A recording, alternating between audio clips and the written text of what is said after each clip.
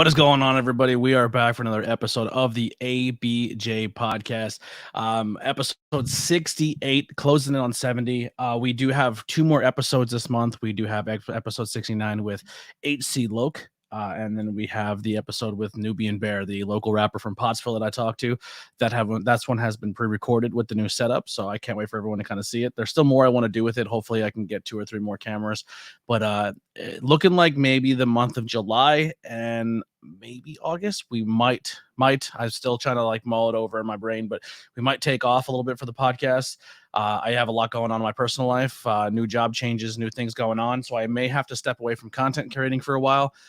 Because I like I said, I do have a lot I want to talk about, but it's just kind of been really, really tough. So kind of been keeping it close to the chest for a while, but pretty soon I'll be able to speak and let my feelings out and talk about everything. It's nothing bad, nothing hateful, but it's just been really tough for your boy ABJ for quite some time, for a little bit here when it comes to living life and doing this content. So before we get into anything, links below for all things ABJ. If you want to support, do whatever you got to do. Follow on social media. Patreon is there. Patreon's a monthly donation. You can also do that on Spotify as well. And then as of right now, it is 35 hours of 16% off, 35% off site wide on TeePublic. So if you want a t-shirt, hoodie, everything's there. I think t-shirts right now are only $16, so go grab that sale, and it goes to help me out a lot. Also, links for my guests and their merchandise, and follow them on social media will also be there.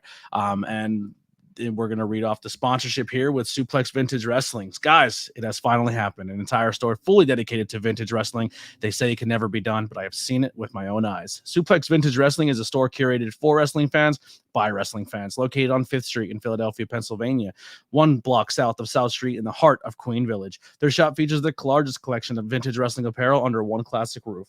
Their selection includes classic designs from your favorite wrestlers from the Golden Age, Attitude Era, Internationals, Indies, and more.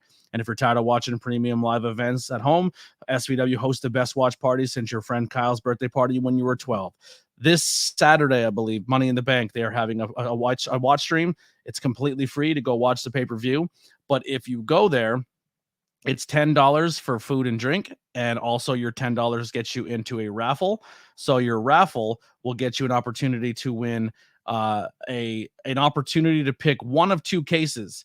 One case may have $250 in it. The other case may have absolutely nothing. But your $10 raffle gives you an opportunity to win that. So head down to Suplex Vintage Wrestling to go check out Money in the Bank this weekend. And if shirts and watch parties aren't your thing, let's not forget their large selection of figures, replica belts, trading cards from their t-shirts and hats of rare wrestling memorabilia. They have something for every wrestling enthusiast out there. So what are you waiting for? Check them out at suplex.svw on Instagram or at suplexsvw.com and let them satisfy your wrestling nostalgia needs. All right. Thank you, Hugh. Thank you so much to Suplex Vintage Wrestling and all the other sponsors we've had throughout the course of this podcast. It means so much. Live chat is open. If you're listening to this back later on, question and answer portion on Spotify has a way for you to ask questions or leave feedback of what you thought of this episode. All feedback is good feedback. Already had feedback from the last episode with Rocket. We got the first one in a long time. I'm actually going to pull that up right now. And it was... So this is where it's good where people leave these, because now I know. It says, love the energy brought to the episode. Can't wait for part 2 from Lilith. So thank you so much for leaving that feedback. And we look forward to having Rocket back as well. To not just talk wrestling, but talk about their interests and passions outside of that. So yeah, and also Instagram. Last plug, and we're done. I swear I can bring my guest in. But last plug, over on Instagram, I was able to create a channel. That channel is going to be a good way to join and find out all things ABJ and new content coming out. So without further ado, let me bring in my guest, the Egyptian torture expert. I've seen this guy here at Sanctuary who is, from the moment I watched him wrestle, I fell in love with the style, fell in love with the character. Then meeting him as a person has been amazing. And a lot of people have had a chance to meet Ahmed as the person. They've met Prince Ahmed, the character. And one of 2 people are getting this interview, and I'm very thankful I'm one of them. So you guys are getting to meet Prince Ahmed here today. out of character, which is I'm very thankful for that. That he has the trust in me to step out of that comfort zone and speak to you guys as the listener and give you this full in-depth thing, because I'm telling you, he's one of those guys just like Rocket that I think it's only a matter of time we're seeing him on TV, and he's just that talented, and he has a great story and great passion, loves his business, and he's so innovative with everything he does. So let's bring him in without further ado. The one, the only, Prince Ahmed. What's going up, on, bro? bud? How you doing, bro? I'm so Thank you happy for this for intro, this. man. I'm happy as well, man. Thank you so much for all the great things you said. Well, listen, my commentary, I've said this plenty of times in the podcast, would be nothing without the Sanctuary and the reps of that first season I got with Pete, and that Walker clan taking over the Sanctuary storyline was just it was so easy for someone like me to step in and do, because you guys told the story without even me having notes or having any prep to go in to do any of that. It was just talk about what you see, and you guys were so good at not just doing the art of wrestling, but portraying that story so we can tell it. A lot of people think that when commentary goes to a show, we get all these notes and prep and all this stuff, and you don't. And it's either you walk up to the talent and get it yourself, or you just come up with it on the fly. And a lot of it was a little bit of both. And I felt like we all meshed very well. Like, you guys respected us for giving us I think you only asked me one time. Yeah. Like at the very beginning. And ever since I was like, oh, he's fucking beautiful. Do whatever you want, brother. I trust you. One of the big things that I get for your character that I kind of pull from on commentary, and I'm not sure if you're even aware of this or if we talked about it, but I'm a huge fan of the video game Assassin's Creed. No, I didn't never pay attention to that. in the video game Assassin's Creed, when the assassins have this they have this vision, they can see things that other people can't see, and then one of the things they see is like a weakness on somebody or a hurt on somebody. So when they see the body, they see like almost like a video game, you see the red limb that's hurting, or it's damaged, or they like know where the person's weakness is, or they can study the person and see, like, it's like Batman vision. And that's exactly what I portray when I talk about you on commentary, because you start a match, you start off very, the same way as everybody else, but then you pick apart a limb and you pick apart someone's, and then every single move that comes after that is focused on that one limb. Like, you may look like you're going for a suplex and you've been working the leg the whole time, and you'll drop them down and then go right into a leg bar. Like, it's like a knee bar or something. And it's all off the top of the dome. And that's where I pull that. Cause like the Assassin's Creed games had a game where it was in Egypt and the Middle East and all those like different vibes, and like the eagle, and like using that culture into it too. And I was so that was like where I pull my ideas for your character on commentary. I honestly love everything you say. I really do. I'm a big fan of you, especially with you and Peter, and Brian's doing a hell of a job too. Mm-hmm. You guys, I think you're the most. I think you watch my matches the most. So I'm like, oh, he knows everything about me. I don't need to say shit. He just gets it. Some people I will like trust without knowing them, and they kind of mess it up. They don't really understand the story. But with you, it's every time. I was like, oh, I don't need to worry. I know he will figure it out. If I did something to a neck, he knows it's the neck. If I go for the arm, he knows. Yeah, right and away. You come up with this cool shit to call it. I'm very thankful for it. You make my matches 10 times better, honestly, and my points, of course. And that's a huge compliment come from you, because your matches already are top notch. So if you feel like I add more to it, that means a lot. So when did you fall in love with this world and industry of professional wrestling? So with me, like, I kind of grew up into, like, I don't remember my first time watching. I just remember I grew into it. Like, my brother was a big like wrestling fan. But when we lived in Egypt, my dad used to send us like these tapes, wrestling tapes, every 6 months or whatever. When he comes to Egypt, he will come with tapes, or we will send it if he didn't come this year. So my brother would be the one who, you gotta like this guy, you gotta hate this guy, blah, blah, blah. So all my knowledge came from my older brothers. I don't really remember the first time I watched wrestling. It's always been part of my life, and kind of follow. So you grew up in Egypt, so your family would go and then get wrestling tapes and bring them back for you to watch. Yes, that's crazy. You're like, that's awesome. Yeah, like all the stuff. I'll get my updates like every 6 months. There'll be a storyline work, and then you see it's like, oh shit, what happened here? Oh no, Stone Cold is healed now. Like, oh, what happened? So my dad didn't know better. God bless him. He would just get a lot of WCW tapes, So I grew up on like Vampiro and DDP and all these guys. That's awesome. So was it something that was accepted in the house, or was wrestling like you had to like Oh yeah, no, don't show yeah, grandma 100%. or don't? Oh my girl, like my girl used to be terrified of wrestling. I remember she saw Vampiro one time in a taping, and she could start calling him the devil Yeah, because she thought the white paint was like she thought that was actually his face, you know. yeah. So when I I met love him it. later, like years later, it meant a lot to me, you know. How much of that of the culture in Egypt and stuff like that, what was wrestling a part of? Like, was it something that no one really knew about, or were you When kind of like the only one that was like onto yeah, something that no one else did? when I was a kid, yeah, I was kind of the only one that's on that path, and maybe like one because they weren't really like showing wrestling on TV like Raw and stuff. They would just like show matches every now and then. So I was kind of the only one who had the like tapes and shit until like there's one guy who his name is Mamdouh Farag. He said he used to be a wrestler. Maybe he was, I don't know, but he had his own like TV program and he got Mhm. huge afterwards. He called every move wrong, but God bless him, he tried. You know, he called I every move suck with like moves. DDT.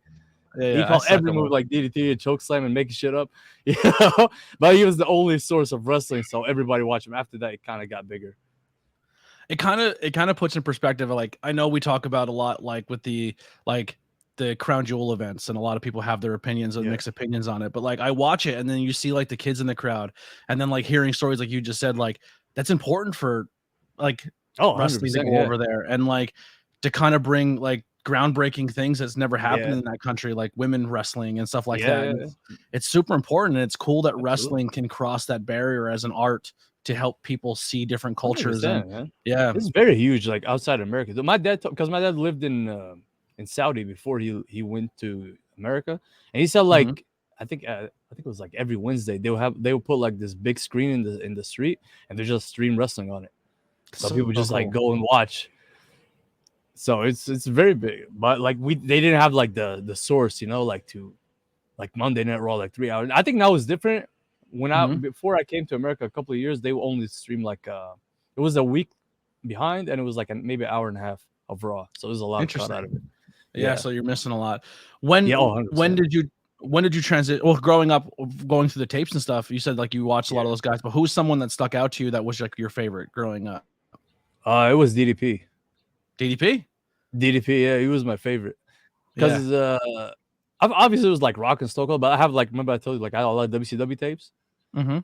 And one of the reasons why, because my brother had this weird philosophy. My older brother, if he likes The Rock, I can't like him. You got to go for Triple H. If he likes, I don't know, like Stone Cold, you got to go for, even with soccer too. He always makes me go with the other team.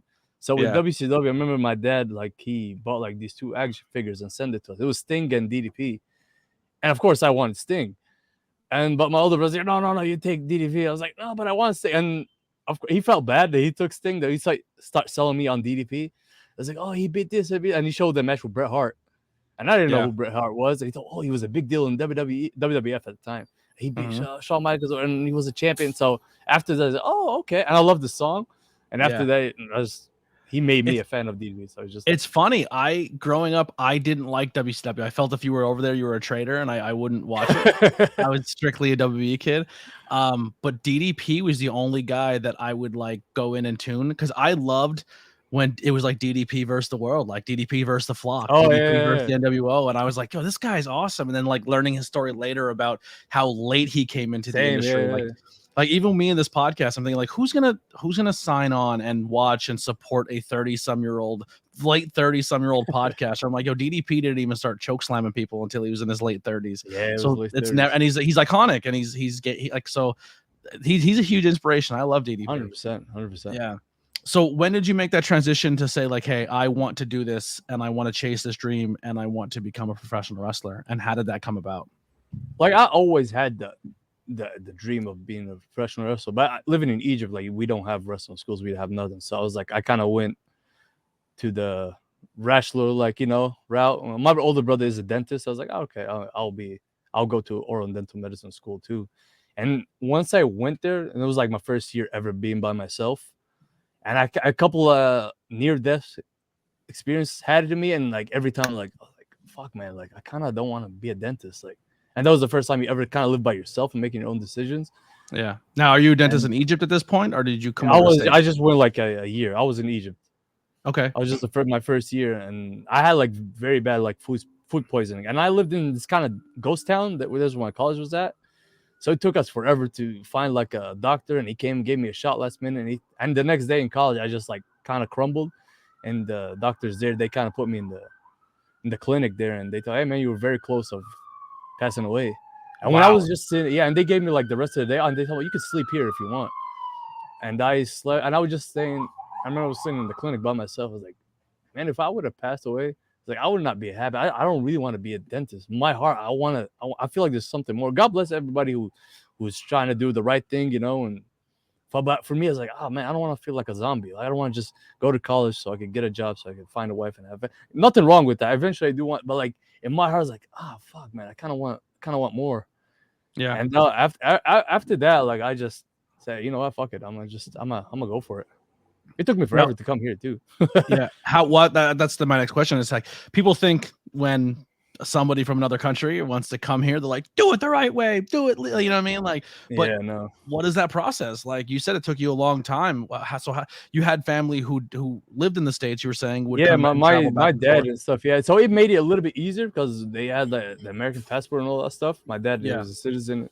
But for me, it took me I think 2 years. And I live in a different city too. I live in a city called Bursaid, in English, Port Said.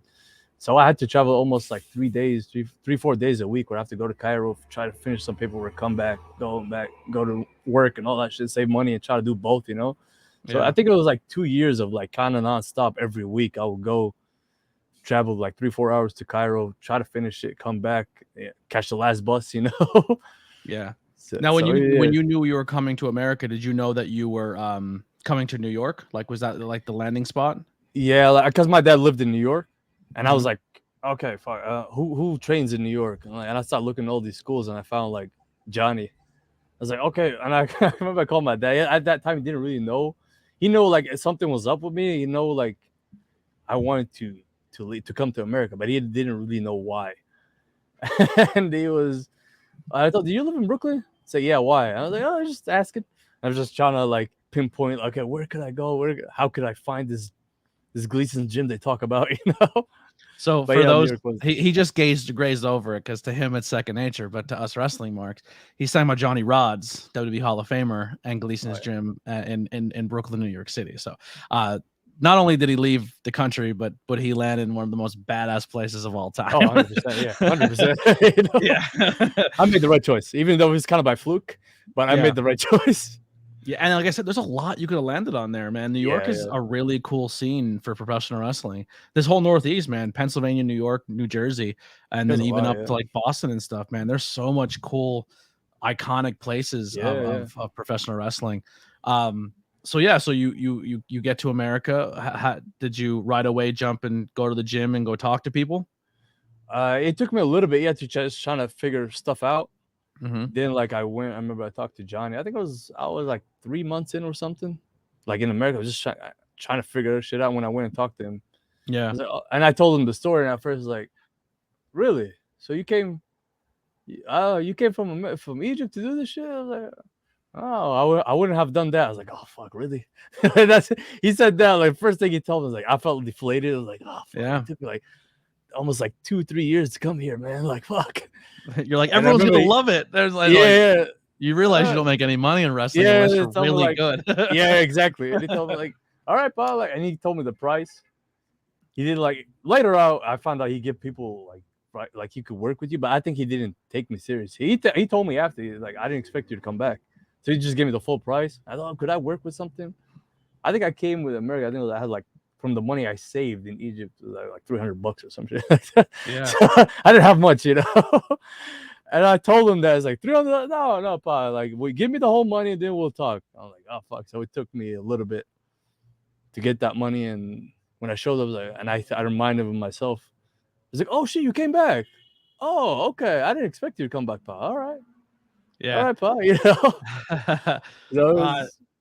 So what you pay your money, you get in there, you get the first time of doing that. Now, when you transition, I know you did the dentist thing and everything like that, but were you athletic? Did you play sports growing up in Egypt? Yeah, I used to play a lot of soccer, a lot of football and stuff. So I was always skinny, but I was super skinny. But I was always active and stuff, kind of Okay. aggressive. Like I used to fool people. Like they would think, oh, this skinny kid is a defender too, which is a tough position in soccer. And I would just come I was slide tackle and just. I love defender. That's what I Oh, me played. too. My brother taught me everything about it, so I knew Yeah. He used to make me. My older brother's like I think it was like he's like 3-4 years older than me. He used to take me play with them, so they kind of rough me up. So when I go back to my same age, I'm like too big. I'm not too big. I'm too strong for them. Yeah, you were too aggressive. Yeah. Yeah, exactly. Yeah. So I was the smallest one on the field, but I had the best clearing ball, and I was just a psychopath. Oh, nice. Yeah, and I actually started playing goalie, but I would get so bored that that they would like take me out, like they wouldn't let me play goal anymore. Because the one game my mom was my coach. It's so funny. And I took the ball, and this is when you're like playing youth, and you only had half the field, so they put like a makeshift net on the other side. So I literally took the ball, and you know how everyone beehived when you first play as a kid. So I, as a kid, I understood like the game, and I would say like, why does everyone spread out? So everyone got the ball here, and I took the ball and ran across the other side of the field and dropped it and ran up the other side of the field. That's awesome. And scored as a goalie. And my mom was just like, "Stop doing that." And I went. So they made me a defender. Yeah, defender or midfield was my thing, and that's what I played. I coached for a long time too. It's beautiful. That's sport. awesome. Yeah, man. I love it. That's what I did before getting into this content space. Do you still watch it though? I don't watch it as much. I don't have cable or live television, so I don't get to watch as much as I would like to. And most of my life is consuming professional wrestling right now. So that's all. If I have time to watch something, it's 9 times out of 10. We gotta watch. I'm trying to watch. Man. Absolutely. Who's your team? Like, if you had to pick. My favorite team is AC Milan. Okay. From Italy, and then like Barcelona and. Of course, okay. I always picked Manchester United just because it was they got the most airtime in America because they were like the popular, and I like Wayne Rooney. I really liked, and then Wayne Rooney. Yeah, MLS. He actually came over to DC United, and I follow all the DC teams. So then I got to go see him live in DC, which was awesome. Oh, that's awesome, man! He was scoring crazy goals in America, bro. I was like, he's playing by himself. Yeah, pretty much. It was great. Yeah. So, how much of your training of soccer and everything and being active helped you or did not help you being a professional wrestler? So I played soccer, but I didn't know, is that going to help me out? Or I didn't know if I was athletic or not, because that's just, everybody's kind of the same ball. Yeah. I remember actually one of my first people I met in Gleason was Annie. Really? Oh yeah, 100%. She's the first person that made me roll. And I threw up right after. I'm a huge mark for her. I think she's I love it. I love her. So amazing. Yeah. So I threw up, and she went and got me Gatorade, and I was so new to the country, I didn't know what that was. It's like, is there alcohol in it? Is it halal? What is that? Is it because she got me the blue stuff? I was like, I said, no, don't worry, it's Gatorade. It's a sports drink, and I drank it. I love how you had to have Masha if there was alcohol. Oh, absolutely. Oh, I didn't know her. She was so nice. She got me that shit. Looks weird to me, but then like we started doing up and overs, and I was kind of doing them good. And she told me, "Oh, you got hops. You're very athletic." I'm like, "Oh, am I? Oh, I don't know." So I think I would kind of equate that to playing soccer and always being kind of active. Well, my mom used to make us very active when we were kids. Yeah, like she used to make us go play soccer. Used to make us play do karate. I was like a blue belt in karate. My uncle used to beat the fuck out of me. He was the coach. I love him though. Yeah, and I played like ping pong for a little bit and like tennis. So I was kind of always active, but soccer was my main thing. Yeah, but I was kind of active when I was a kid. Yeah. So how was the first couple months doing bumps and stuff? Was there ever a point of the 3 years of grinding to get to this country and watching the tapes and consuming the wrestling, and then you finally get in there and you're taking the bumps and you're getting stretched out, that you're like, 100%. Was there ever a moment of like, I don't think this is for me, or were you just always determined? It was in my head, like I took the first bump, like a death ring of Johnny's that he had. I'm like, how the hell did the people think suplex is this shit? And like, oh, moms, I still gotta get all this crazy shit. But in my head, I was like, fuck it, man. We've been through so much that we just gotta tough it out. And so in my head, I was like, am I gonna be able to do this? Because I don't know if you ever see me, like I'm pretty sure you've seen the way I hit the ropes. So the old school, like hit with your side. Yep. And they had like at that time they had like cables, so that shit will like fuck your side up. Yeah. So I'll be kind of hunched in and then taking the bumps. So I was like all beat up. And now my head's like, fuck, am I really gonna be able to do this, And but then my second voice was like, oh man, we've been through a lot, bro. You gave up everything. Fuck you, PJ. I saw that one. I love PJ though. One of my favorite people. He done so much for me, man. He done so much for me. PJ, that man, like I could have like 3 episodes just about PJ. I love that man. He's a great dude, man. Same with me. One of my He's done so first much, jobs brother. outside of Sanctuary was in New Jersey, and a huge part of that I found out later on is PJ put the word in and said, like, Yeah, bring oh, this guy in. he gave me my first match with Johnny. He gave me my first like belt with Johnny. He made me the first world champion, because all that is because of PJ. Like he actually is the one of the reasons why I shifted to that style that you see today, is because at first I was kind of luchador, because that's how when it first broke in, they were doing a lot of lucha shows. I don't know, I just got sucked into that luchador mindset, just springboards and all that shit. And then like PJ one time he told me, like, hey man, if you want to be like a main eventer or like be taken serious, like you got to switch that style. He's like, really? And I was like, yeah, because like they're looking at that time. Of course, PJ's like always been the top guy there. It's like they're looking for a heel, and like if you just work more like have a ground game and just be more, I don't know, like cowboy. That's what he kind of said. Just be more cowboy like. You will be in a different level. And once I did that, I actually felt the difference, honestly, in my style. I feel like because I'm not that athletic, like to just be doing all that shit all the time, you know. So I gotta thank you for all that. Says you and Johnny coming to America is very similar. Oh, like, that's true though. Yeah. Johnny's story is way worse though. Johnny's been through a lot of shit. Yeah. Next to Johnny, I feel like a soft guy. I'll sneak this one in here because it is a great question. Hunter Dillon says, what are some major differences between the Egyptian culture and the American culture that you feel are most fascinating? That's processed foods. Oh, I thought you guys would be more free, to be honest with you. Do you see? Because you see all that stuff like land of the free and all that shit, and then you come here like you can't do shit. Yeah, pay taxes. Yeah, you can't. Like I used to have so much fun back home, you know. Just we do some stupid shit all the time, and then you come here like, oh, why are you here? The land of the free. I can do whatever I want. There's a lot of rules. Oh no, yeah, you can't do shit. Like, me and my buddies back in the day, like I remember we had like fireworks, and there was like a van, like not a van, like a bus that came in, and all of a sudden, I don't know why, we just threw like fireworks in that bus and just lit up, and then the bus started chasing us, like we're driving over the sidewalk and all that shit. We had to hide in a school. So coming here, I thought I would be like that free, doing kind of stupid shit I want, but like no, no, not at all. Not at all. It is pretty cool here, though, to guys. Yeah. So, who were some of the people that are pivotal to the early stages of your training? You kind of threw some names out there with PJ and Masha, as well as Cowboy. Cowboy, yeah. Cowboy is my guy, man. I love Cowboy. I really do, man. He taught me. Is he the one that transformed you from the lucha to the more mat technician? Yeah, 100%. Because when we first started, like I remember I said, like I started all right. Then we started doing lucha shows, and they thought me and Jacob were kind of all right. So they picked me and Jacob to start doing lucha shit. And we could do springboards and lucha arm drags and lock up like the lucha way and all that stuff. But he told us to take like a hip toss or a snapmare. We like crash on it, kill ourselves. What? You know? Yeah. Like we don't know. Like, and then like Cowboy one day, like Saturday, that's the day Cowboy would show up. Mm-hmm. And then you could tell everybody just got fear just entered their hearts, like, oh, what is he gonna do to us? You know, he put on this mask and just called and just not even speak. He just like points at you and you get in the ring, and he stretches the fuck out of you, bro. To beat the hell out of you. And they said you go for hours, right? Like if he go for hours. God bless him. He will go, like he will beat the hell out of you. Then like he will let you tag. Then blah blah blah. Then he go back to you again. But the second time he goes, he will work everything he did. So let's say he put like a shoot wrist lock on you. Yeah.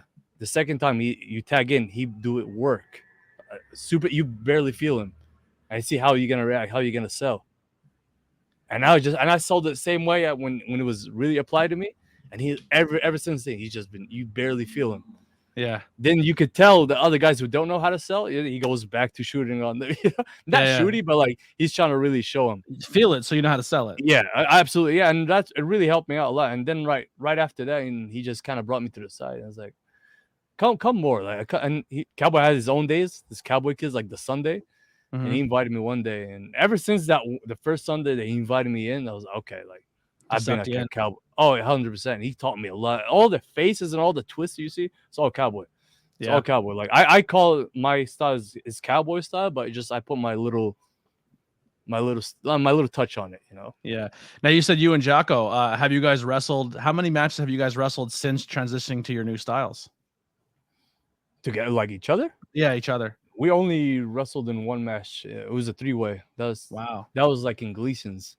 We never had a one-on-one match. And how long ago was that? It's like, I don't know, 4 years ago, something So like that. if you are in the New Jersey area, Yeah, Ridgefield Park, it's gonna happen at Invictus NFW show, Northern Conquest. You guys are gonna square up again. Walk us through that. What does this mean for you, this matchup? Oh, this means the world, brother. This match me and him wanted since we joined Johnny, and every time like it almost happens, but it never does. Almost happened. That's why he just sent me a message right before I got into like. I'm sorry if I'm screaming too much. No, you're good about this match. I love it. I love how yeah, and excited he told me like I still can't believe it's real because I still can't believe because me and him have been talking about it for a little bit and they kind of give us the hints that it might happen. But then once I saw Alex at the Chosen show, I was like, yeah, you and Jacko in 2 weeks or something. I was like, wait, really? And I told Jacko, this is gonna be either the best match you ever seen in your life. I told Alex that was gonna be one of the worst ones you ever seen in your life. Either way, I don't give a fuck. I'm gonna go out there and just. How much loot are you gonna bring back? Huh? How much loot are you gonna bring back? You gotta watch. You want to watch this match? Yeah, I'm definitely gonna seek it out. It's gonna be stupid. That's all. Yeah. So we got a request in the chat. I was told we got to hear the popcorn story. Popcorn story. What the fuck are you talking about? He said there's a popcorn story. I don't remember that. All right, popcorn maybe if he can give you more context. Oh, maybe. I think maybe when I found out the first time that you guys have like packets. Okay. And I didn't know about that, and they blew my mind. I remember PJ now I do remember PJ was just talking about it. I was like, wait, you don't have to get like the corn thing and put the oil on it and the pans. Like, what the fuck are you talking about? There's a packet that you just put it in there, just this popcorn, and it really blew my mind. I didn't know nothing about that. And they all just made fun of me. It was like, yeah, you got it. Yeah, okay, yeah, that is. Stop making like you immigrant, you know. No, I'm so upset I won't be there to see that match. I'll be at Preacher's funeral. Oh, I'm sorry. Yeah, sorry to hear that. What where if do their matches, are they available online like after it airs? Like, is there somewhere to go watch that? I think they're gonna post it on YouTube. I know it was supposed to be in the main like IWTV show, but then Alex not like, funeral fundraiser. I'm so sorry. I don't know why I read that said funeral. I'm an idiot. Sorry. You go, brother. Yeah, I'm already killing the guy. Too much. But like I think it's gonna be on YouTube. But I told Alex, like, hey man, like me and Jacko, we're gonna go crazy, right? It's like, yeah. I know. I was like, I might go over. I don't know what time you're gonna give me yet, but I'm gonna go over it, right? It's like, yeah, I know, we're good. Don't worry. It's like, okay. The entrances just used to sprinting down. Oh hell no. Yeah. You want to watch this? Like, if there's any match, I'll tell anybody you gotta watch this one. You gotta watch me and Jacko. It's gonna be one of the best things you've ever seen, or one of the most botch fest matches you've ever seen. But I have a good feeling about that. I trust Jacko. This is the beautiful thing about this podcast is not only is it watched by fans of wrestling, but it's watched by people in the industry. And not rarely does this happen, but when someone comes in and makes a call out, and here it is right here. MIT, MIT says he wants that matchup. Oh man, me and MIT, brother. That's one of the matches too. Oof. Yeah, I told Rosh about that. It's like we gotta wait for MIT to turn baby again because But I definitely told him, hey man, I want MIT. Like I try to politic, a little bit. Yeah. Any show. Oh, 100%. MIT is one of the most underrated people too out there now. He's very good. Like I just see him work. He's like, oh fuck man, that guy's good. I could have a hell of a match. And then just recently announced a match that me and you were kind of talking to in private, and then we found out that it's happening at Sanctuary. You and Rocket are gonna square up. The first thing Rocket told me, he goes, we better get ropes. Oh yeah. I know it's supposed to be me and him at first, but then like Trotsky just told me it's gonna be a 3-way. But I know me and Rocket are gonna work after. Yeah. So that's one match I'm super excited for. I think it's kind of good that it's a 3-way first. Let's 100%, test those waters and then see that happen. Yeah. I could really tell. I mean, him. We could tell a good story out there. Yeah. So how do you come up with? We're talking, and this came up so many times within the chat or everything like that. But how do you come up on the fly with so many different techniques and moves, and like just taking something as simple as like a drop down, and then you drop down and then pick an ankle and go right to something. So it's like how like. I already look like you guys are speaking a foreign language when you're setting up a match and talking things as a person who's never trained. But like some of the stuff that you do, how much of it is talked about before the match to kind of peel the curtain back, and how much is talked about like in the ring, like, hey, just trust me? Like move wise or submissions? Yeah, like both. Like how you just kind of come up with stuff on the fly. Moves wise, like it's usually talked about before, and usually a lot of times I just think about it on my way there. And I'm sorry for everybody. Like a lot of you guys, I just bullshit. It's like, oh, I've been doing this move for years. Just trust me and I just do it. I just feel it out. But a lot of them is just because I'll be thinking like in the match in my head, just going through it. And it's like, hey, if I work the back, what if I want to give him? I don't want to just give him a regular backbreaker. Like, oh, hip toss backbreaker. Oh shit, okay, but it kind of works like that. Yeah. But with submissions, it's just on the spot mostly. Like some of them, like now I have my groove, but like a lot of them is just on the spot because when there was a period that Johnny's that he's like, okay, I don't want no rope, just go out there and we were just me and a buddy of mine, Zach Gleason, his name's Big Al. He's good like amateur wrestler too. Yeah. So me and him would just go at it, and I would just play. I would just have fun and see what could I come up with. How could I twist the arm or the leg or do something different? And then like I saw Zack Sabre Jr. one time. I forgot who he was wrestling. I think it was Naito. I think so. And I heard one of the commentators say like, I look like he's just coming up with stuff on the spot. And for some reason that unlocked something in my head. I'm like, oh, I could try that. I could just like, I don't have to go for like like every move that we know. I could just try to come up with something. So I just go out there, and sometimes it lands, a lot of times it don't. But I'm gonna ask you a question that I kind of know the answer to. Have you ever put a submission in on somebody, and about halfway into the submission, the person's like, "Yo, ease it up a little bit, ease it up a little bit"? Yesterday, I just did that yesterday with Santi. I put him something, and I forgot like he got a fucked up shoulder. It was like, yo, ease up. I was like, oh, my bad, brother, my bad. Philly Mike told me that happened to him when you guys wrestled. You put him in something. He's like, that's good. Okay, yeah, I couldn't hear him at first, so that's why I kept going. And then like once I was like, oh, okay, my bad, brother, I'm sorry. I didn't even know he had a bum leg, but that was on me. Sometimes I do kind of go a little bit. He didn't tell anybody. He wanted to keep it quiet because he wanted to put it into an angle. Yeah. Yeah, and then like he's gonna be a monster when he comes back, man. I can't wait for Philly Mike to come back. Prior to you taking your first steps at Gleason, what wrestlers did you want to be like, and how have you developed your initial ambitions? From Precious. Oh, I love Precious. Love Precious. You got to stretch him out one time for me. Maybe, yeah. But I do love him though as a person. Who did I want to be like? I don't know. Like I always, because I like DDP, so he was kind of an inspiration. I always loved like Vampiro. Because he was on a lot of my WCW tapes too.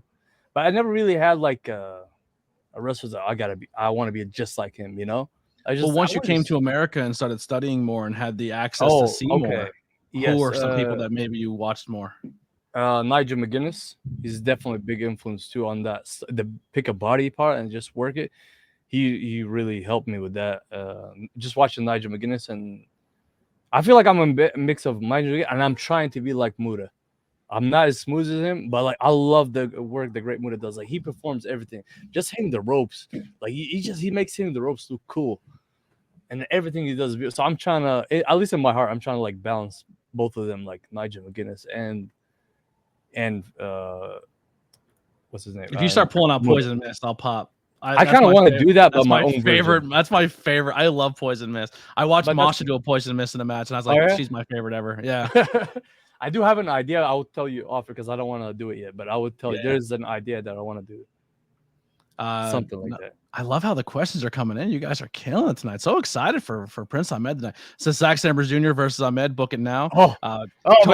Tony Deppen just worked Zack Sabre Jr. I would love that match, man. That is my. I don't want to say that's the dream match. That's my goal match. I want to go in there. I would love for him to just stretch me and me trying to figure out something. Maybe I will, see how good I really am. The Pharaoh's Curse, the name for the mist. I like that. PJ, actually, fun fact, just named my last move. The one I just did on Zachary. Yeah. Pharaoh's Fall. PJ is the one who named it. The Pharaoh's Curse, or what was the? I know it gets used a lot, but like the plague, like because that was a big thing too, like the Egyptian.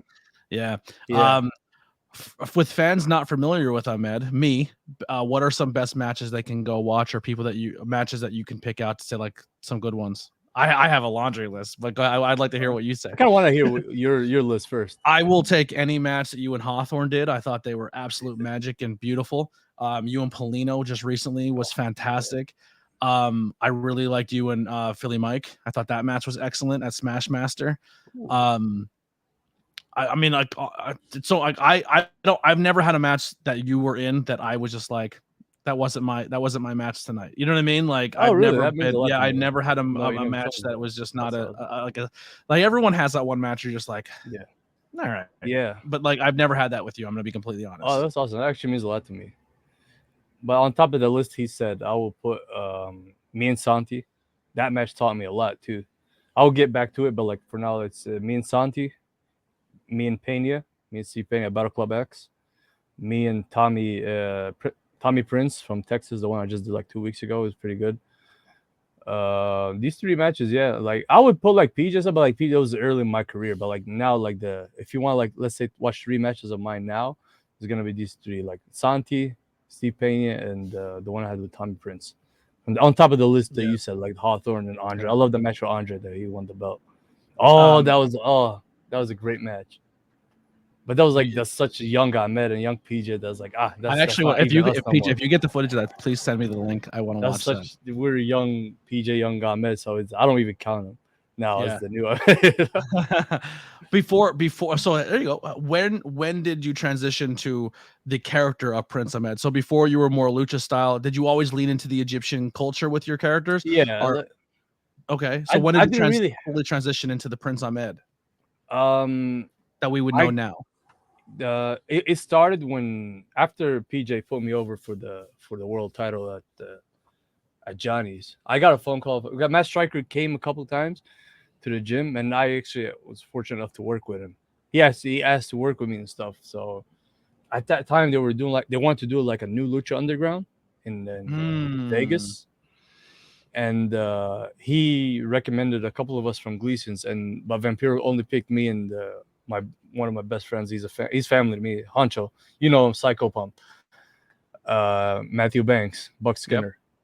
So when we flew in, actually there in that taping there was like Solo Sokoa was there, Chris Bay was there, uh, Mysterious Q from Booker T's place, Will All Day, Gino Medina from MLW. There was a lot of people there, but I was the smallest guy there, and I could tell like when Vampiro the moment he looked at me, he wasn't sure about me. So I was like, oh fuck, like, I don't know.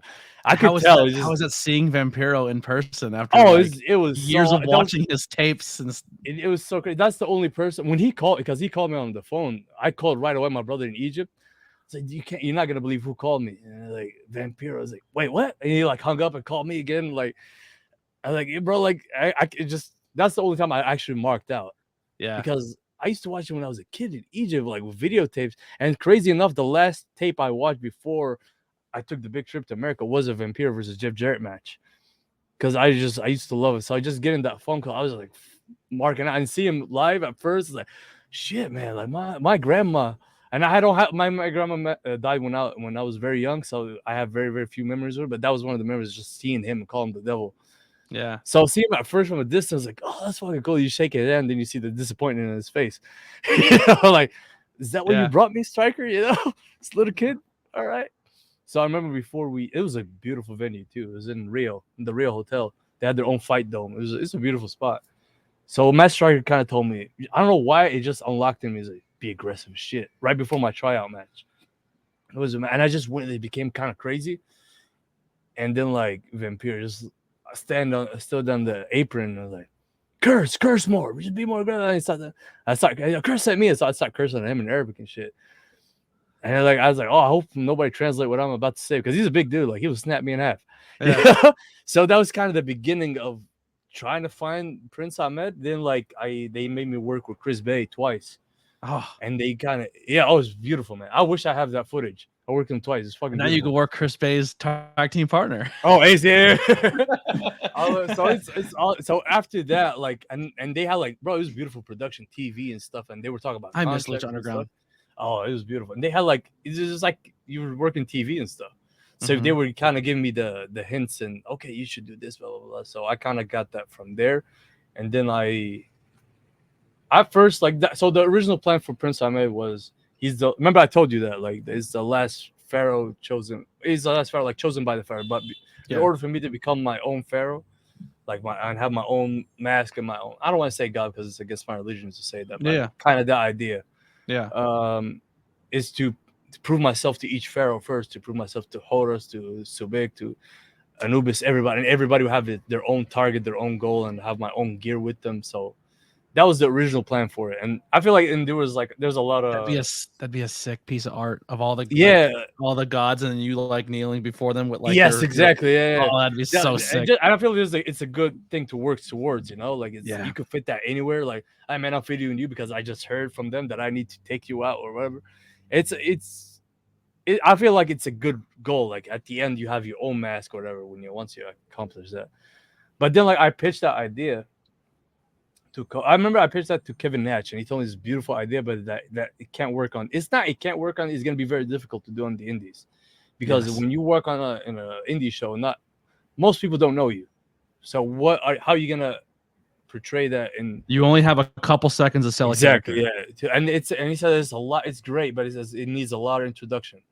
And I remember I pitched it to OVW, and they said, "Oh, we love it, but we have to have you under contract to do that." And right now, our contracts are kind of full. I think they have like a certain amount of contracts they could use. So okay, but once we start bringing in more, we could do that. So I switched to kind of the torture artist, where okay, it's still my style. I could still mess you up and shit, but it's kind of less charactery. Still kind of same, but like it's less than the Now, whole like your new gimmick, gear, you have that new white gear, and down the leg, if I'm not mistaken, it says "Torture is art." No, it's torture artist, but they kind of messed it up. But it's actually torture artist. Yeah. I when I seen that, I was like, because we always say at the sanctuary, we're making art here. We're making art. Yeah, and yeah. I always thought to myself, like, your art is your torture. Like you kind of embodied the sanctuary with your character. I love that. I want to make that as a t-shirt now. Yeah, that'd be sick. Like a sanctuary exclusive on MedShirt. Yeah, but yeah. Actually, like the art is your like, and we kind of put that over on commentary a lot too. Like we're like always saying like torture is your art. Like that's your art that you portray. And you like guys everyone has their own art they bring. Like savages is savage. Being a savage is his art. Like you know what I mean. Like everyone has that is art kind of moniker. Exactly. And one of the things that I really love when like somebody comes to me is like, oh, I love that it's not just a nickname that you just throw. It just like we could see it. And it really makes my day when somebody like I really appreciate it a lot when somebody like a wrestler or even a fan is like, oh, we could see it, like why they call you. It makes my day. What makes a good character too, at least for me as well, is like if I can see your character in a wrestling, like you look at Hulk Hogan, right? Hulk Hogan's character wrestled in a ring, but Hulk Hogan character you can insert in a Rocky movie. You can insert here. Yeah. He could be a villain. He could be a hero. Like I look at the character of Prince Ahmed and like you could be a Moon Knight villain. You know what I mean? Like like you could be a Marvel character. You know what I mean? Like your character can transition from just professional wrestling to something else. And I think somebody just told me like I want to see you in Prince of Persia. Last show I did. Somebody Prince of Persia, I want Assassin's Creed, Moon Knight. I was like, I want to see you, like I don't know if you're a villain or the hero. Like I just want to see you. It's like, oh, I love that. Yeah. But thank you. Yeah. Andre Polino says, I can see why they call you the torture artist. Oh, I love Andre. He's one of my favorite people to work. And that last match we had, like, I wish like the finish didn't really get messed up. We had that was four sanctuary champions here in the chat. We had Hawthorne, we have PJ, we have you. And I love Hawthorne too. I gotta give that man a lot of love. Hawthorne, man, he's very, very underrated. I remember me and PJ were in the car, and he's like, "That man belongs on TV. He don't belong with us on the indie shit." He's not saying that's a knock on the indie shit, but like Hawthorne he's a different. I agree, and I sound so biased, and I can't stand when other people like, oh, go watch this company I'm really proud of, and then I watch their roster, and I'm like, nobody stands out to me. I'm not trying to be mean, but no one stands out. But like what we have in this Northeast area, and like the people who come to the sanctuary, and people that work at like a lot of shows we work at, I'm like, not just because we're friends, it's just like there's so many really talented people here. Like if I hit the lottery and was a billionaire, I'd do my own Lucha Underground, and I would do it like I would use a sanctuary. Like sanctuary was that where we did the skits and bits, and I think that can slowly come back. But it's so good. Man, I gotta give a lot of love to Trotsky. He teaches me a lot, man. He teaches a lot of people. Like if you go there and you actually just go there and like want to be better, he will help you out a lot. Don't go in with your own agenda. Like I'm gonna do it just my way. Fuck it. Listen what he wants to tell you, because he will help you a lot more than you think. He gives you all the tools to succeed, man. It's really up to you to make it or break it, you know? Dylan Quinn. I hate this one. We're going to read it. I always met. So my ABJ character has turned slowly heel, so I always find Okay, people yeah, to I did hate see on, that. and I always hate on Dylan. But who's your favorite ref, and why is it me? But nah, it's a damn shame. I don't think I got. I don't think I got Yeah, I your don't ref a think you match ever today. ref my matches. I mean, I'm just saying, there's always a place on the Sunday and a first Friday that can use a referee, and nobody ever shows up. Refs never show up. Lance is the only one who comes. Just I love saying. Lance too. Yeah, yeah, I love Yep. Lance. One of my favorite referees is I love Steve Domingue. He's part of the Fallout uh, training crew, and William from Connecticut. Yeah. He refs it for Battle Club, not Battle Club, Beyond and Wrestling Open and stuff. Yeah, Yeah. I love them though. I could just go out there and just play, and it's like they will play with me, Yeah. So transitioning here, kind of taking it back to the beginning of you doing your first training session with Yeah, with Masha. Masha killing. And now used two are part of a team that help train a new generation of So, wrestlers. Not saying that you're packing it up and you're just becoming a trainer, but your skills and everything that you've learned and accomplished in wrestling is enough that people are like, hey, how can you help this next group get better? which And now you're blew my doing that. mind, honestly. Yeah, it Yeah. blew my guys. I used to because I love I don't know if you know him, Inner City King Santi. I got to give that man a lot of love too because he taught me a lot, bro. I saw him one time in Gleason's just take a hip toss when I first started. He made a hip toss look so good, bro. It made me it was better than any move I've seen in my life. Just taking a hip toss. I was like, I want to be like him, and he left for a little bit. And then like once I started like traveling out more and like I went to OVW in Texas and I was very fortunate with the opportunities that I had. He hit me up. And just him like liking my work was like a huge honor to me. It's like, hey man, like I'm part of Battle Club now. Like I'm a trainer there. If you want to come and just like get in the ring, it was like, oh fuck yeah, bro. I just want to get in the ring with you. I just want to feel you out in the ring. I know it sounds weird, but for non-wrestling people, but like as a wrestler, you know what I was like, I want to feel him in the ring. I want to see how smoothly and bro, you just the moment you touch him, it's magic. Yeah. And so he would start inviting me more to, and Joe Kim, a lot of love to Joe Kim too, because he gave me, I used to go train and he never asked me for money. It was always on the house. So he always treated me with respect and love. And then like, so I started going more with Santi, just to be in the ring with him. Masha would come and all that stuff. And then like just one day, I remember there was a guy there.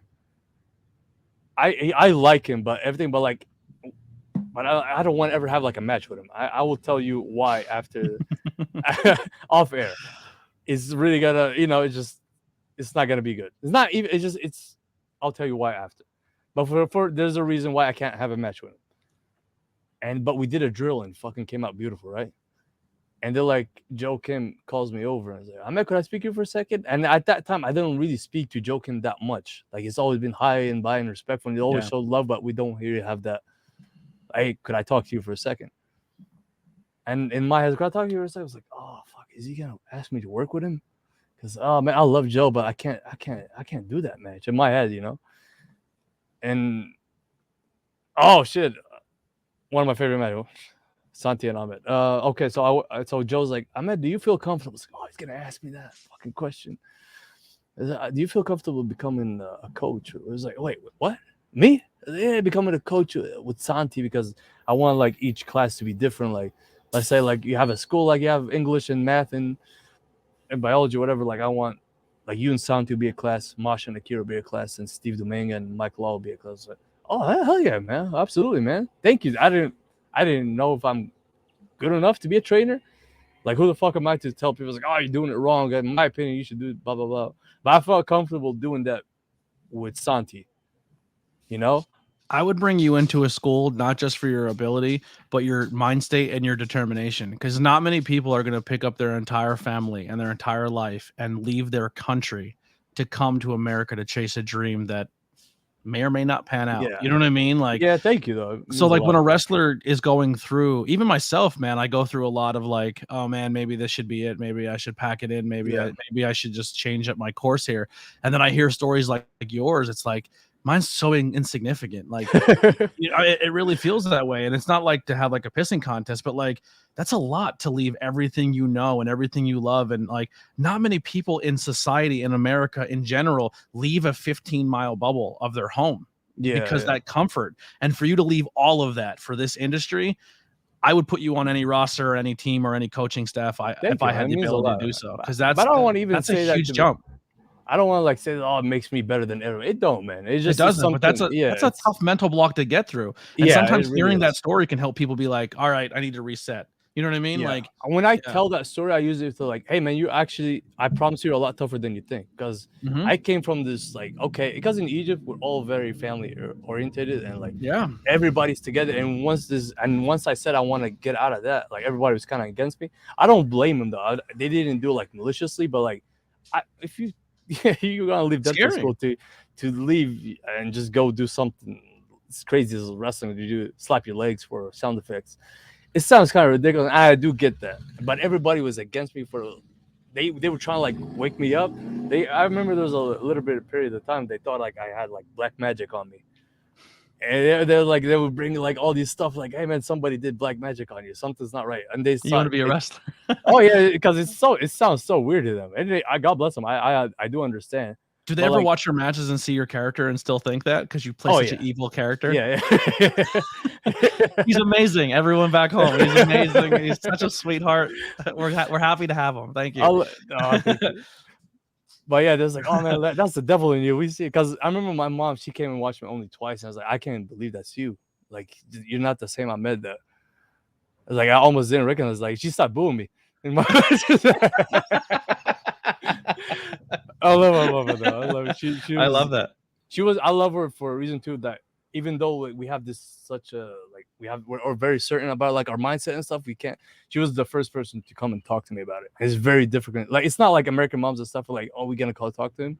So for an Egyptian woman to do that, it was like, it means the world. She's like, Ahmed, Yeah. what do you want to do? Okay, what's it? Talk to me, Ahmed. And we start talking, and little by little, like, okay, go. Like, if you believe in that, and just you're not gonna do anything wrong, just okay. God bless you. Just remember to pray and all. Yeah. And Beautiful. yeah, and she made me my first tights because I was so broke. And I remember I needed to. Well, that's when I actually was supposed to wrestle Matt Striker. I had like generic pants and shit, and I was like, oh, I need something more. It's my striker. I need something. I remember I went and bought these like Brazil like training pants, and I was like, oh, Mom, I want to do something. I was like, don't worry. And she, God bless her, she tried to make it look into gold and stuff. And she's the first inspiration to go into that gold color. And my dad, like, I love the black and gold. Black and gold is my favorite color scheme. That's why it's on most I of love my them, logos yeah. are black and gold. Yeah. I love black and gold. Jacob was the one who drew the black and gold gear. Really? Yeah, he sketched it out. Me and him were just talking. I remember I was like, Jacob, I want something like almost like Kurt Angle, and we're just talking on the phone. I love I love the skirt thing. Yeah, skirt thing. Yeah. Yeah, it's different because I saw it kind of from I think Psychosis. I forgot Psychosis versus I think Super Crazy at One Night Stand or something, and he had something similar like that. And I was telling Jacko, I kind of want something like just kind of different, and he drew that. He drew the gear. I was like, is that good enough? I didn't even tell him to draw it. I think he offered. I was like, oh, you don't need to, bro. And he's just like, so whatever. First time I saw you against Guy Skyros, you scared me. It's good. Good. I love Sky. I feel like that's one of the matches I kind of under-delivered. I want to have a match again with my Skyros. Me and him. And I'm going to tell you right now, Millie from the left side, if you really want to get that full, like, listen, people out there see Ahmed and see PJ and see everyone wrestle on the scene, and where they work is beautiful. But if you really want that Prince Ahmed experience, if you really want that experience of, in my opinion, the best way these characters step out, you got to come to the Sanctuary, man. I'll give you two places, Sanctuary and Battle Club.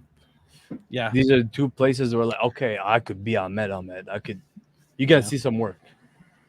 I really want to make a trip out there because I have a lot of friends who have transitioned and went over there, Cosmic and Rembrandt and a few others, and they were already talented and already had a good mind state of wanting to become better and wanting to push themselves harder in this industry. Yeah. And once I found out that who the coaching staff was there, and hearing you and Masha, and just seeing them in just a short amount of time of it, they've gotten so much better, which is insane to think about. Like, I'm so proud of them, and I like, it's another school that I've never experienced, but I love everything they do. Like Gleason's, I've never stepped foot in Gleason's, but because I met so many people come there. House of Glory, I met so many talented people that came from there and became friends with, and then this, where you're at now, training, is just another one that like is on my list of I want to go experience. Anytime, man. They have such a beautiful like facility. Like, Joe Kim did a hell of a job, man, and he really is trying to make. I've never seen anybody care as much about his students as Joe Kim. That's when, because once I got out of It Gleason's, translates through his students. It really yeah, does. and like I don't want to sound cocky or anything because I'm really nobody for real though. But a lot of places did hit me up to go and train there, and I was like, I feel like I'll betray Johnny. It's no, I'm a Gleason's boy. And once Yeah. Santi is the only one who invited me into that, and he's the only place. That's the only place I went and trained at was Battle Club. And I saw the Yeah. way they're doing it. Okay, I like the vibe here. But and, plus, they're all like Gleason's guy. Like you got Pena as a Gleason's guy, Masha and Santi, and plus of course Michael and stuff. But once I started speaking to Joe Kim and how much he cares about his students, and I mean, it's beautiful. It made me care too. You know, maybe okay, I want to help you as much as you can. Yeah, Paul Mendoza, which is Joe K on Twitter and Instagram, he always filming stuff and try to make people comfortable around the cameras and stuff. So everybody, man, is doing a hell of a Homos job. are sick. Yeah, they do a hell of a job. They trying to make everybody shine. They really do care. It's not just bullshit me saying it. So I love Leon the King says, "What is your favorite wrestling video game?" Oh, here comes the pain. SmackDown. Here comes the pain, dude. I cannot wait for that AEW game. That looks me like too, so though. much. It me looks too. like No Mercy. Like I never experienced No Mercy. Really? Like, never experienced No Mercy? No, I didn't have none of the stuff. Yeah. Oh boy, that's a trip. That's a trip. It's a good one. But there's a video out of just Chris Statlander and Darby Allin riding a skateboard around the that looks so fun, and I'm like, I'm sold, bro. Yeah, I'm sold, bro. Give me 4 people in the ring and just give us all skateboards to ride around, and we'll do that for hours. Last call. I know we went a little longer than I normally do. The last call. I'm having a blast here. I would love a part 2. I'd love to dive down into like video games and comic books and stuff that you're into, or just talk about more as a person. I appreciate you doing this so much. You did fantastic, man. You're killing it. Yeah, really. Like, for someone who is terrified to do podcasts, I'm really appreciative. Like you and Don Kincaid. I love Don because you guys always help me out a lot, and you always like put me over and stuff. So that really goes a long way with, and not just like you doing it so I could get on the show. No, you genuinely nice people. You genuinely trying to help me out. So I love you guys. I just want more people to experience you outside of your character and see who you are as a person and hear your story, because I think it's important. I think that's what helps fans today. I know kayfabe is really, really important, but I think having that, I think that's how you get your fans to support harder, is if they know who you are as a person and support harder. You know what I mean? Like, I think it helps. In my heart, I know that, but just the way I was brought into the business, even growing up, I didn't even start using social media until I came to America, just to keep up with my buddies. So it's very foreign to me, especially when I'm going from that, going to Johnny, kayfabe and all that stuff. And so it's very out of my. I know it's the right thing to do, but I'm always like, fuck it, don't feel. It hurts. It's listen. There's one last guy that I want out of that stable, and I just got to break him down. I got to break him in the face. I got to break face down. I actually said I seen him. I'll tell you his real name, and you could use that against him. Yeah, it's like, get on the podcast. No, because he'll kill me. I don't want to. I love Face. I love that man. I used to just people be terrified because I haven't seen him in a long time, and he got super jacked, and people just look at him from the side like all terrified. And I just go in and just like scream in his ear and make fun of him and stuff. But I love it, man. So good. So we were at Smash, and it was myself and Bougie, and Bougie's like, "Yo, you got Jocko on the podcast?" He goes, "Yeah." He goes, "He doesn't do those." And he's like, "Yo, you had me, you had PJ, you had Jocko." I said, "Ahmed's on Thursday." He goes, "What?" He goes, "You got Ahmed too?" I was like, "Yeah." And I go, "There's only one guy I need." And Face just turns around and he's just like, and then I was with some people when he came walking by, and I was like, "Bougie, I hate you. Face, you're cool." And he just headbutted the gate, like the great, like I thought he ripped himself up, and he just headbutted. I was like, I love that guy. I love him, and he's so underrated too. Like people think of him of the death match and stuff, but like in the ring, Face can go, bro. Me and him used to just have fun in the ring.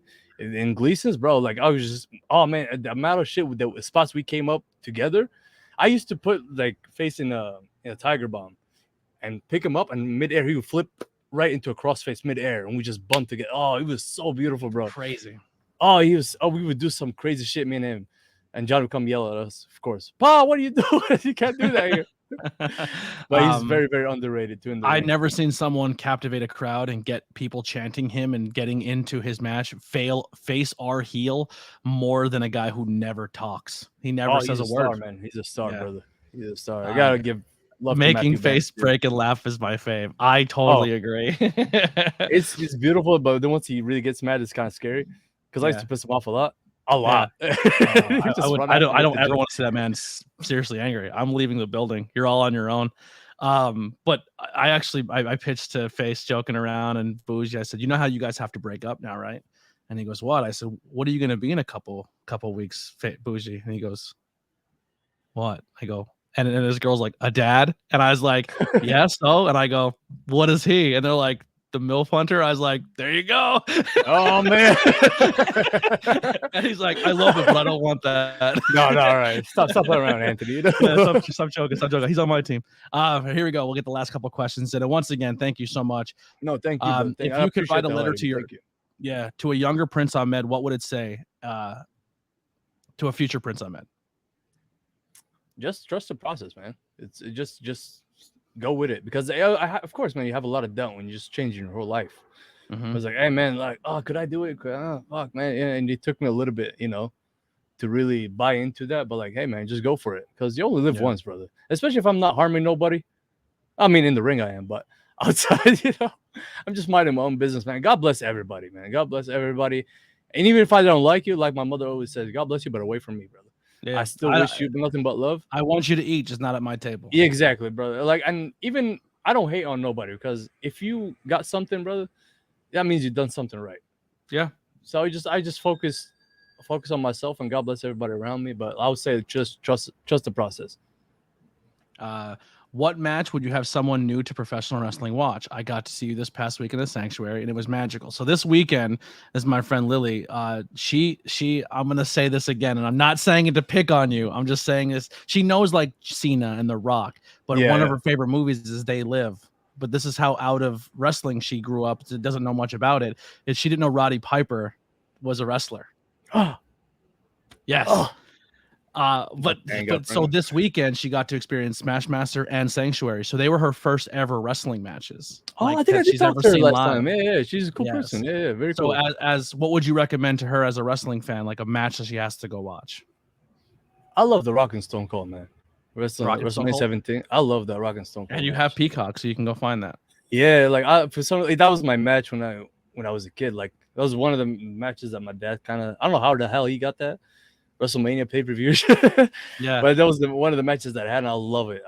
For me personally, I don't know but maybe I love the Rock and Stone Cold Mania 17. Mine would be Sean Razor, the first ladder match.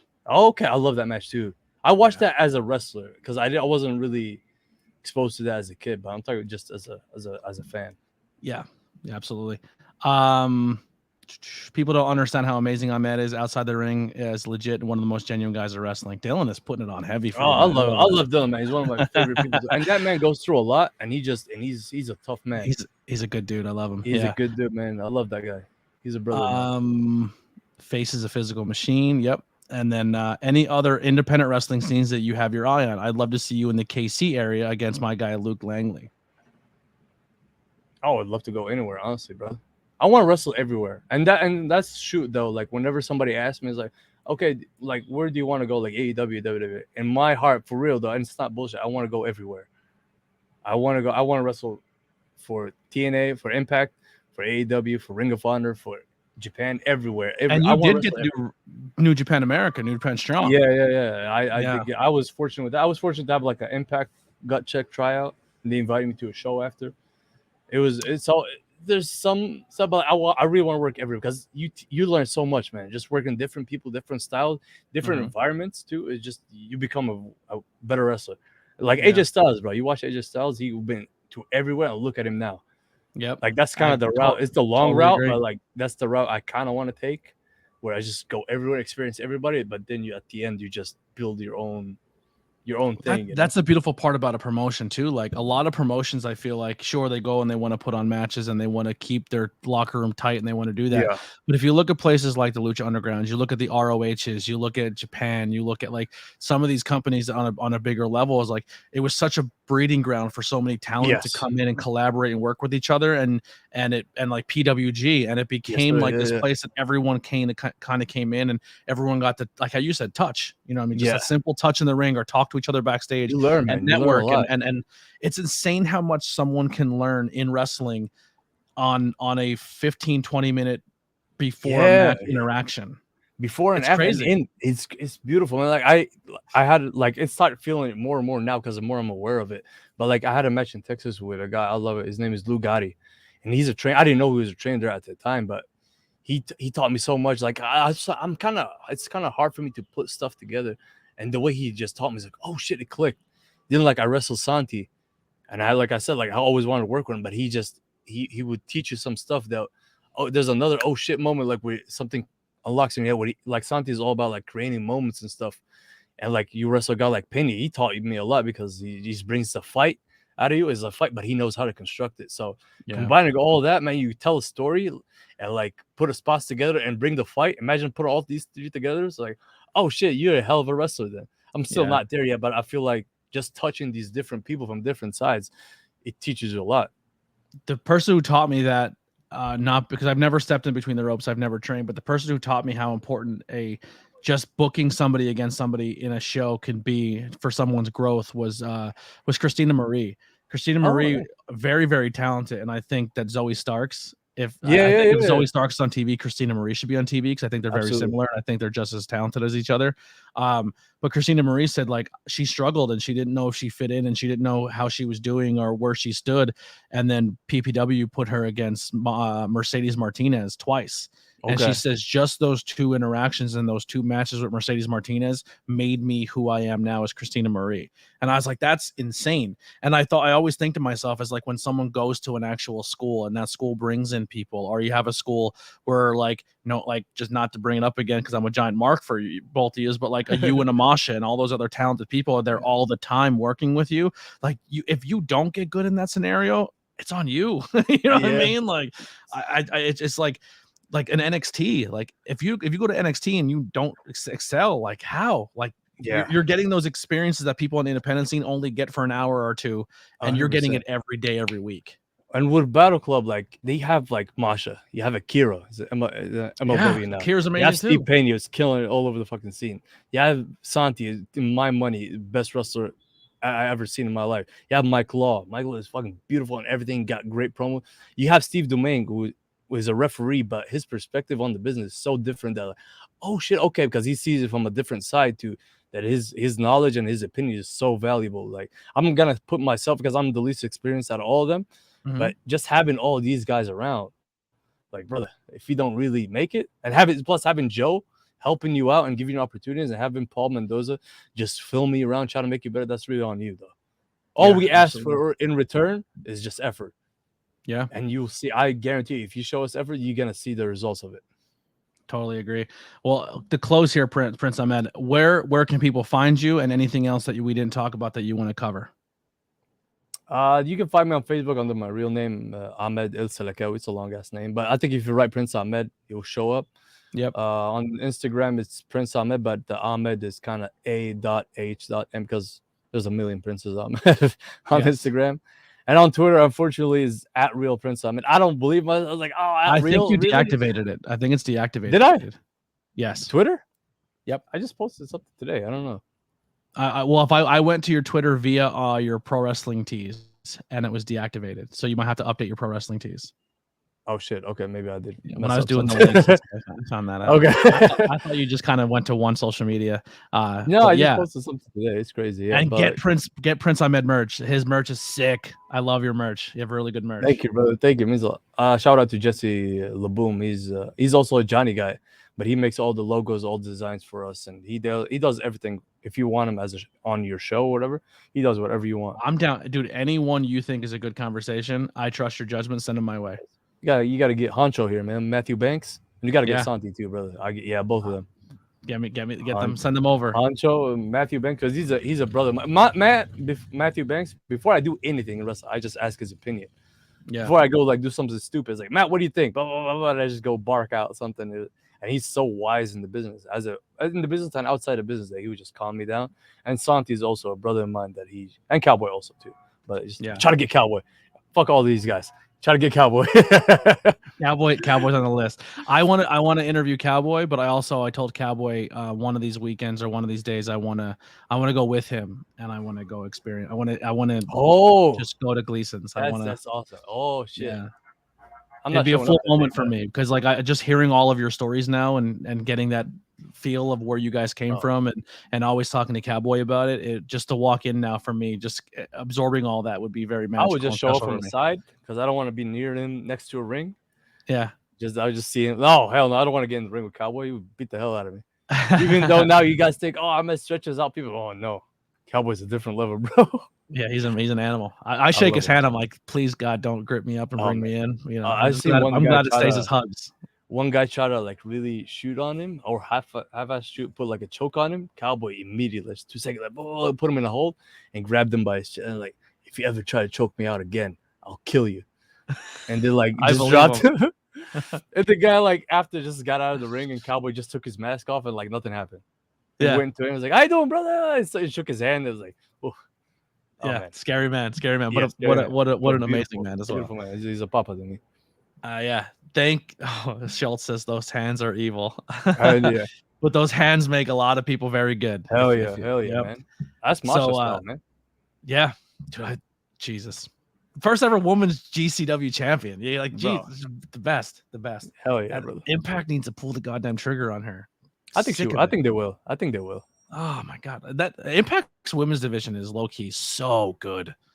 No, It's amazing, bro. Watch that, their that shit, women's division in Impact is so good. Between her, Mickey James, Jordan Grace, like Deanna, Everything like Impact. just I love Impact. amazing. Impact's so underrated. Please, more people Yeah, watch yeah. Impact. It's criminally underrated what they're doing. I know there's one guy Absolutely, right out. He's a Gleason's guy that I'm not a huge fan of. I got to be honest. Who? Bubba. I have a hard time with Bubba. Bubba Ray? I respect everything he's done in this business. I respect who he is as a person. Like, He's not really a Gleason's guy though. Oh, he's not. No, he came to train, but he never did. Or maybe like did like a month. Yeah, I think I thought he was there for a little bit. Yeah. No, I don't know. Like I heard two stories. Like I heard his story that he came for like a month and left, and I heard like story from Johnny himself, and he said no, he just came and talked to me, but he never showed up with the money after. He was somebody else. That makes sense because he doesn't have the characteristics of a Gleason's guy. No, he said like he was taught by Devon, which is Johnny guy, so he's kind of technically. Yeah. But You know. yeah, I don't know. He annoys me sometimes, but I respect him. I respect him in the ring and stuff. But there's some things I've seen personally behind curtains that I was just like. Oh, I heard some stuff too. Yeah, I'll tell you it's not- after. Off air. Yeah, just not a fan. But Tommy Dreamer, what a sweetheart. That guy. That guy. Yeah. I met him in the when they invited me to the show. He's cool. Yeah. But that'll do it, everybody. Thank you so much.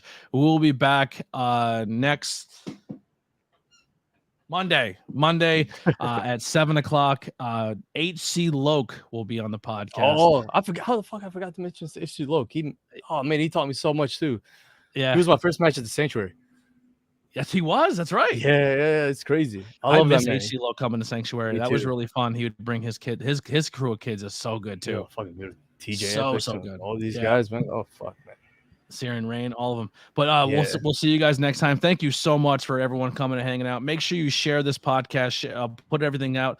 Like I said, Pro Wrestling Tees, I'll put it in the chat again, is having a sale for the next 30 hours. Everything on the site is 35% off. You can get t-shirts for $16. Grab some ABJ merch. It really helps your boy out. But I'll see you guys next time on Monday with more interviews and HC Loke, and we're out of here.